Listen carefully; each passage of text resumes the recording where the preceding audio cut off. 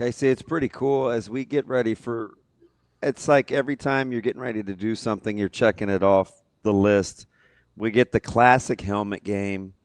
Um, you get a chance to be a part of a broadcast in which it could be for the first time since when, right? At some point, you're going to be like, okay, when do I get all these off the checklist so I can just do me? Like, there's got to be some joy in you that's looking forward to that too, right? Because even I'm like, I want to say to myself, now, wasn't Colorado ranked, or is that still we still have that on the to do? Like, They were I'm they going were through pretty all good. these I don't know things if in they're my ranked. They head. were I'm pretty like, good. but it's cool that we get to do it together. But at some point, you're going to rejoice that all this will be behind us at some point, right? I sent a picture of one of my friends from Florida at the game notes that it says Brad Nessler, Gary Danielson, and then Kyle Crooks and Damon Benning and Jessica Cootie underneath. To me, that will never like something that's forever. It's like how in the heck am I calling the same game as Brad Nessler? But yeah, there's a lot of those pinch me moments, and I think when I look down on the field and I see what this crowd's going to be like, and I see, like you said, the traditional helmet game, right? The winged helmet of Michigan, and looking down on the field and seeing this, I mean, this massive just sea of red is just going to be, like you said, it's another thing to check off the list, and I'm sure there's going to be a lot more here in the future. But you're right. I mean, this is and to get to the football side of it. I mean, you guys know this is a pivot point in the season. This is the biggest moment for Coach Rule in his short tenure here. I mean, Colorado was a big deal, but wasn't a conference game. I mean, if you want to look at this team as you want to go to the ceiling of 9, maybe 10 wins, like these are the games that you have to win, especially against a freshman quarterback on your home field. You have the home crowd behind you. Dylan's playing at the level he is, and the one thing that when people ask me what I think, I don't necessarily know what to think because the last 2 games have been Akron. They've been Houston Christian. I asked you on the air, Damon, like how much of this transfers of the second and third game, how much of that transfers to a Michigan? I don't necessarily, I think from inside the building it does, from a confidence standpoint. It seems like they're playing the nameless, faceless opponent card a lot. Yeah. If you notice, and Jess kind of pointed this out to me yesterday, in their press conferences, they haven't said the word Michigan a whole lot. It's been Big Ten play. It's been Big Ten football. So every single time they've had the opportunity to introduce the word Michigan, it's always gone back to, well, this is Big Ten play. We're starting Big Ten play. So I think that's sort of transferred over in terms of, okay, the logo's a lot bigger. The players are a lot better, but this is just still another obstacle in the way of Nebraska football. So I don't necessarily know if I were to predict the game. I don't necessarily know what to expect. I just, I would expect Dylan's going to play at a high level. Emmett's going to play at a high level. They're much better on the offensive line. In the trenches, Damon, you'd be probably better suited to answer this question from, a defensive line standpoint. How do they stand up here in the Big Ten? I think from some on the outside, maybe that's somewhat of a concern. So a lot of things are set for Nebraska to make that leap, beat an AP ranked team, but we'll see what happens. Kyle, I don't want to ask a leading question here, so I'm going to try and phrase this as carefully as possible. You said that this Michigan team is a lot better, certainly than Houston Christian and Akron. I am curious how much better you think they are than Cincinnati, having watched both teams, and we have a little bit more data on Cincinnati now than we did when Nebraska played them. But I want you to focus on a couple guys as you answer this question. Do you think there's anybody on Michigan's defensive line better than Dante at this point in their career? I think Underwood is better than Sorsby. Yeah, that's a good point. I don't think there's anybody on Michigan's defensive line that's as good as Dante Corleone. I don't think Underwood is as good as Sorsby. Do I think his Underwood's ability to make plays, do I think he unlocked a little bit of something against Central Michigan? Maybe.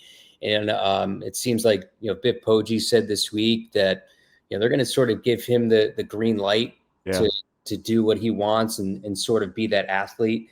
Now, John Butler came out, yesterday and said, look, they're not running a lot of design stuff in terms of zone reads and things like that for Bryce Underwood. And I have to go back and watch a little bit more of the tape of Michigan when I do my memorization and things like that for the game. But I would suppose that we'll see a little bit more of that in terms of design run game for Bryce Underwood. When I stack these rosters together, when I look at Nebraska and Michigan, I think Nebraska's got better wide receivers at the skill position spot. Like, to me, Michigan on the outside in the wide receiving room doesn't necessarily scare me. What scares me is Justice Haynes. And, can Nebraska hold Michigan to a respectable yards per carry? Like, to me, it looks like, they're gonna try and ram it down Nebraska's throat. And I think Nebraska is going to stack the box and you guys would know better and force to kind of beat them over the top with some of their playmakers on the outside and force Bryce Underwood to make some really big throws. Everything's in there. From the tangibles, Bryce Underwood has everything. Is he better at this current moment than a veteran quarterback and Brendan Sorsby? Absolutely not. But I think the overall collection of talent matters here from an offensive line perspective, although Michigan's dealt with some injuries. And from that running back room, I think Haynes is, he's the real deal, and they're going to force feed him. Kyle, let me ask you something. We're kind of, one of the things I love, if you'll just let me lament about how the sausage is made, is probably more of a football guy than I've ever worked with, right? When it comes to player skill sets and you loving to be at practice and stuff like that. Like, that's different, right? We had the conversation during your interview that you would draw plays during the Colts and Steelers game, and I was like, shoot, man, I'm hooked. Like, this guy's on the dry erase board. Did you allow yourself, do you allow yourself at your job to think, well, this team's pretty good, this team's not very good? Like, do you assess talent real time when you're going through the protocol and the mechanics of kind of being the voice? Because it seems like that duality is one of the things that I think makes you super interesting and fun to work with. Is like, there's kind of this balance between you two where I'm like, well, sometimes I feel like he could just kind of do my job.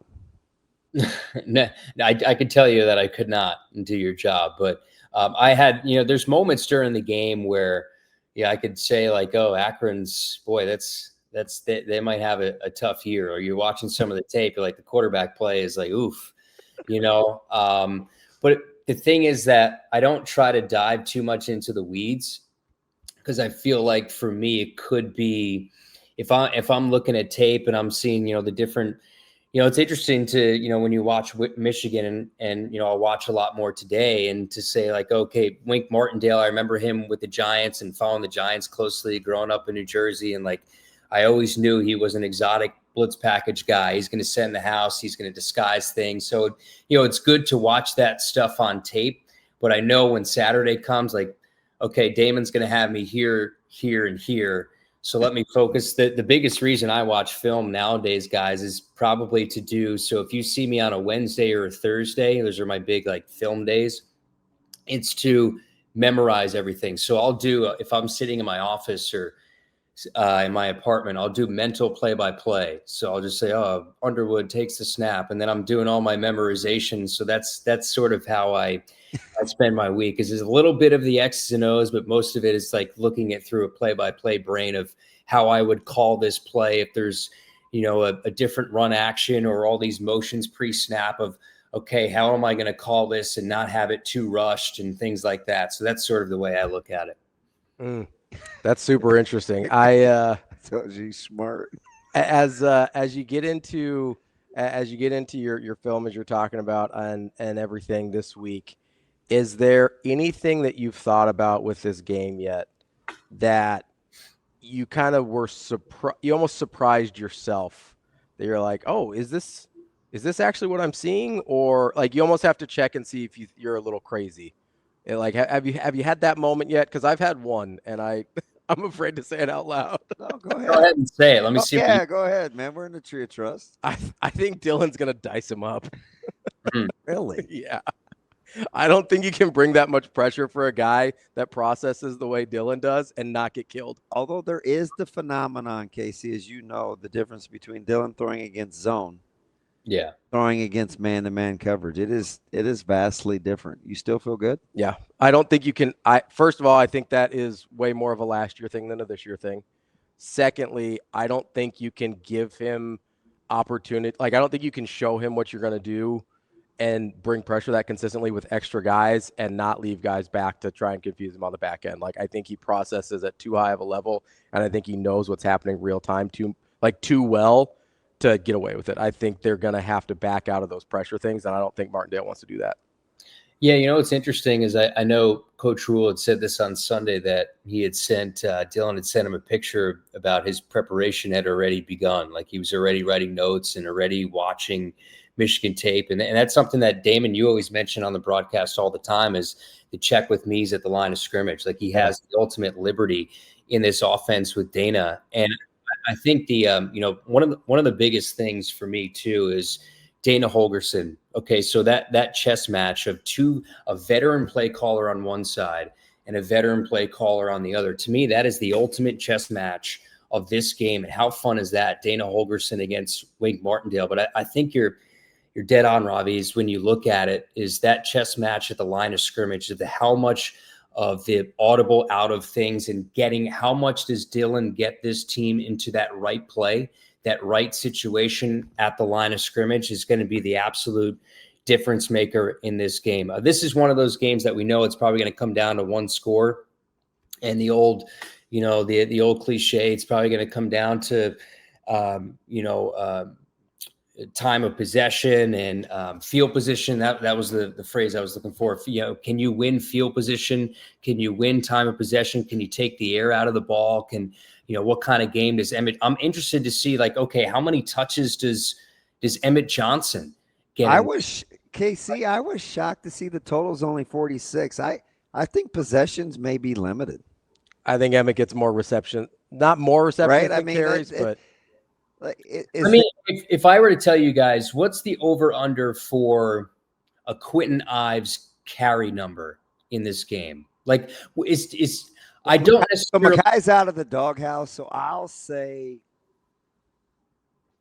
10 for Quentin. Yeah, 9.5. How about overall for a running back not named Emmett Johnson?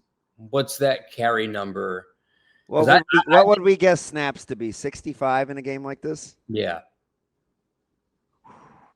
Good. I see. I know what you're doing. Can I go touches instead of carries? Because I don't. 65 plays.